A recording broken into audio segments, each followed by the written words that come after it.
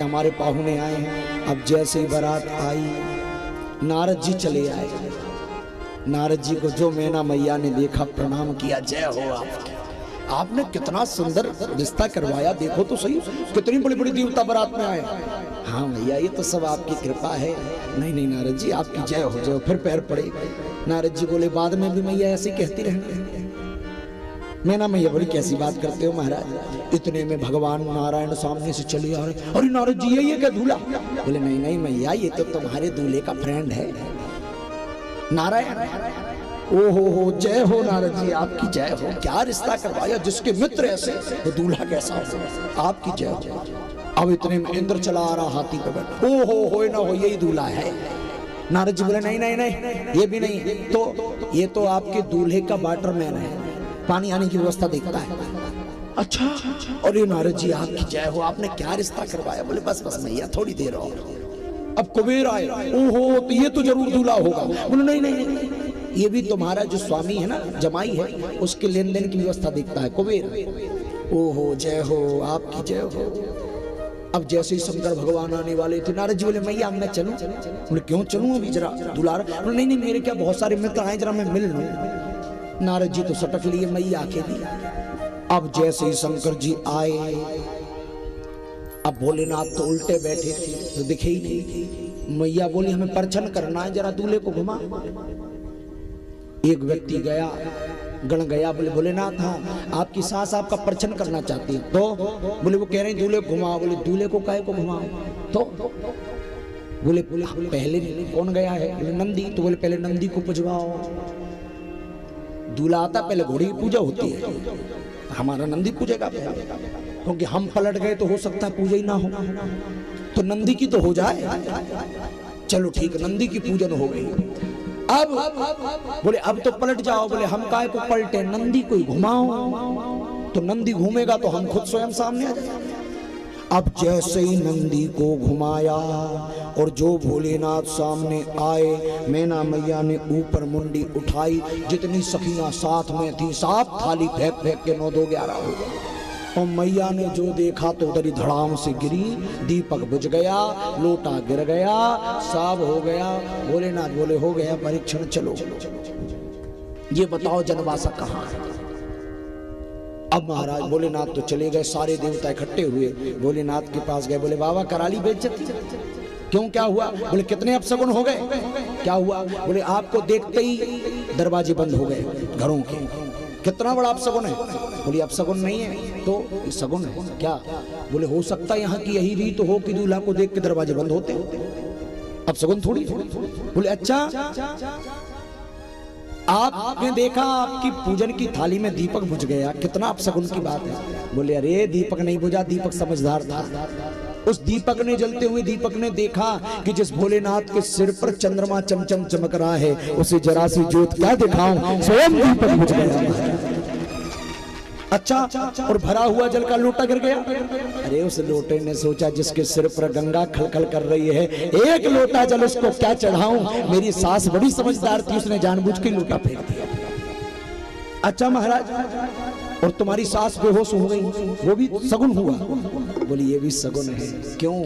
बोले हमारी सास ने हमें देखा ही नहीं, उसने तो हमारे सिर के सांप को देखा, ऊपर बैठे हुए काल को देख लिया, काल को देखा तो बेहोश हो गई। काल को देखकर तो अच्छे अच्छे बेहोश हो जाते हैं, थोड़ा नीचे आकर महाकाल को देख लेती तो जीवन ही धन्य हो जाता।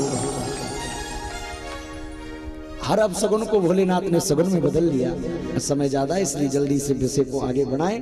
भोलेनाथ को देवताओं ने समझाया तब दिव्य स्वरूप भोलेनाथ ने बनाया है। और मैना रानी रो रही थी, नारद जी गए, नारद जी को कई खोटी खड़ी सुनाई कि नारद तेरा मैंने क्या बिगाड़ा था जो तूने मेरा घर बसा हुआ बिगाड़ दिया।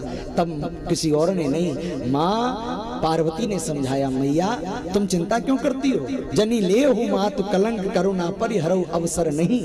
अरे जो मेरे भाग्य में लिखा होगा वो तो मिलेगा, और मैं कोई और नहीं हूँ और ये शिव कोई और नहीं है। जब समझाया तब हिमवंत, तब मैना हिमवंत आनंदे और पुनि पुनि पार्वती बारंबार प्रणाम किया। तब बड़े प्रसन्न हुए और तब सारा विषाद समाप्त हुआ। विधिवत भांति अनेक भई जवनारा, जवनार हुई, भोजन हुआ, पंगत हुई। और यहाँ बड़ा सुंदर भोजन का भी दर्शन हुआ। अब देवताओं को तो सबने भोजन करा दिया। जब भूतों को भोजन कराने की बारी आई, परसइयों के हाथ पांव ठंडे पड़ गए। जो पत्तल परसने वाला था वो एक ही जगह खड़ा, आगे ना बढ़े। दूसरे ने कहा पत्तल बांट। बोले तू ज्यादा समझदार है, तू बांट दे। देख रहा है को मुखहीन विपुल मुख का हो, किसी के 1000 मुंह है, इसको कितनी पत्तल परसो। और जिसके मुंह नहीं है उसको क्या पत्तल परसो। तो जिसका मुंह नहीं था उसके सामने पत्तल नहीं परसी तो अंदर से आवाज आई, ये 4 पत्तल परस। घबरा के उसने 8 परसी आगे बढ़ा। अब जो परसने वाले जल्दी जल्दी आए, परसते जाएं, भागते जाएं। इधर भोजन हुआ प्रारंभ। अब महाराज भोलेनाथ की भी बड़ी विचित्र रचना। भोलेनाथ का भी भोजन हुआ। भोलेनाथ के साथ सारे गणों ने, देवताओं ने। अब विधिवत विवाह संस्कार हुआ है। पानी ग्रहण जब कीन महेशा, हिय हर से तब सकल सुरेशा। पानी ग्रहण जब कीन महेशा, पानी ग्रहण संस्कार हुआ से तब सकल सुरेशा। वेद मंत्र मुनिवर उच्चरहि, वेद मंत्र ध्वनि हो रही है उच्चरहि।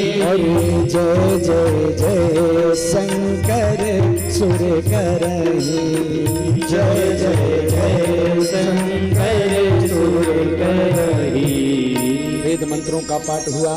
गोस्वामी जी कहते हैं मुनि अनुशासन गणपति पूजे ही शंभु भवा। किसका पूजन किया भोलेनाथ ने?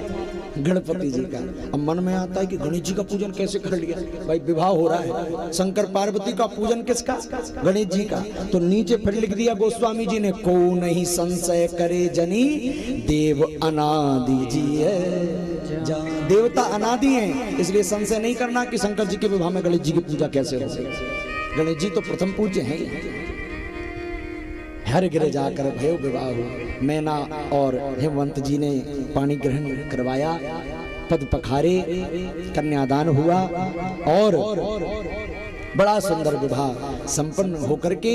और तब महाराज पूरा विवाह हो गया, समाप्त। खबासन आई नायन नेग मांगने, हमारा नेग दो। आई खवासन स्वाभिमान लिए डोली डाली, बोली दुल्हाजू पान जरा चवाइए। हो गयो विवाह बर बधू पाही विमल यस, अब रीत रीति सो मेरो नेग दिवाइए, मेरा नेग निकालो। भोलेनाथ बोले हमारे पास कुछ नहीं। बोले नहीं, नेग तो देना पड़ेगा। भोलेनाथ ने कहा भी देते हैं। झोरे से निकारो एक कारो नगनारो नाग, एक सांप निकाला भोलेनाथ ने। बोले लो नेग। झोरी से निकारो एक कारो सटकारो नाग, ऐसो फुपकारो भागी बाप रे बचाइए। मंडप के नीचे समाज सब हसन लागे, भागो मत देवी जी नेग लिए जाइए। नेग तो ले जाओ। बड़ा सुंदर विवाह हुआ।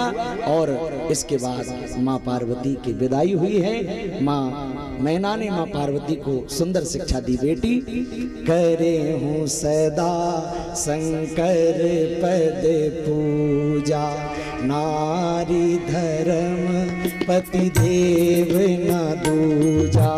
करहूँ सदा शंकर पद पूजा, नारी धर्म पति देव न दूजा। हे बचन करत भरे लोचन बारी, बहुरी लाई और लीनी कुमारी।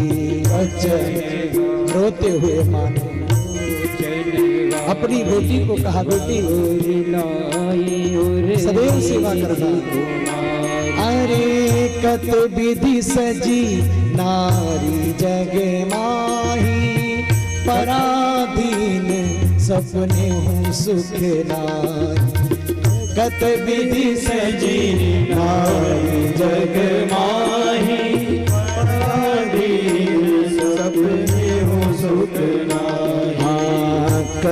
सदा शंकर पद पूजा, नारी धर्म पति देव न दूजा।